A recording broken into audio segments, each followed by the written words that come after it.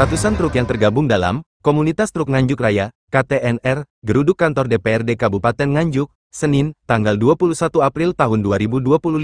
Aksi ini dilakukan untuk menyampaikan aspirasi terkait penertiban odol, serta tuntutan pembebasan denda pajak kendaraan, sebagaimana yang telah diberlakukan di Provinsi Jawa Tengah dan Jawa Barat. Dalam orasinya di depan gedung DPRD, para peserta aksi mendesak wakil rakyat agar membela kepentingan para sopir truk lokal. Mereka menyoroti dominasi angkutan urukan oleh pihak luar Nganjuk, sementara sopir-sopir lokal justru minim pekerjaan. Kami akan melakukan demo besar-besaran kembali. Koordinator aksi, Pugu Santoso, menyebutkan bahwa sebanyak kurang lebih 240 truk diturunkan dalam aksi damai tersebut. Ia menegaskan, para sopir menuntut penertiban odol oleh Dinas Perhubungan, serta meminta Gubernur Jawa Timur membebaskan denda pajak kendaraan yang telah mati. Sebanyak 10 perwakilan aksi diterima oleh pimpinan DPRD Nganjuk bersama Komisi 1 dan 3, perwakilan Dinas Perhubungan, Satpol PP, dan Satlantas Polres Nganjuk dalam ruang rapat Garuda. Wakil Ketua DPRD Nganjuk, Gianto, menegaskan bahwa seluruh aspirasi telah diterima dan akan langsung disampaikan kepada Gubernur Jawa Timur.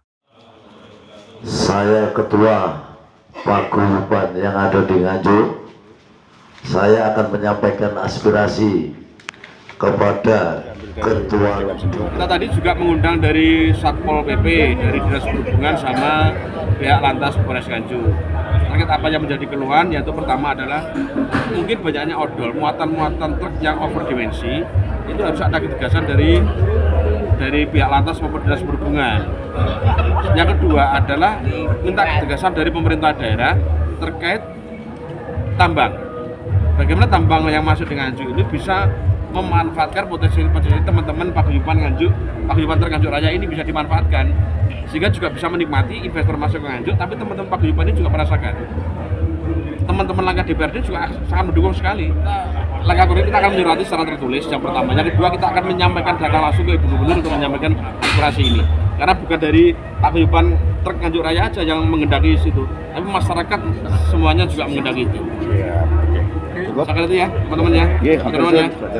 Satu, kita menuntut muatan harus disamakan 7 bibik untuk kir kendaraan penertiban. Jadi untuk apa tuh bisa masukkan pajak untuk PAD, bisa masukkan pajak, bisa masuk ke kas daerah makin banyak, dan jalan juga tidak rusak.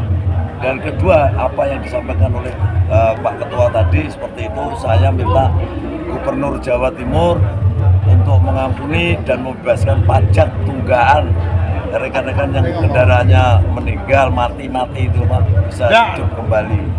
Ini ternyata rekan-rekan tadi menyampaikan aspirasi, memohon, tapi kelihatannya tidak bisa dikabulkan dari pihak Dishub masalah kir ini. Ya, kenapa Jadi Bapak? mintanya mengacu kepada undang-undang. Nah, ini kan daerah otonomi, seharusnya kan bisa kebijakan. Kan tinggal kebijakan atau pelaksanaan. Kalau Alasan ditolaknya itu apa, Pak? alasannya ya mengenai undang-undang.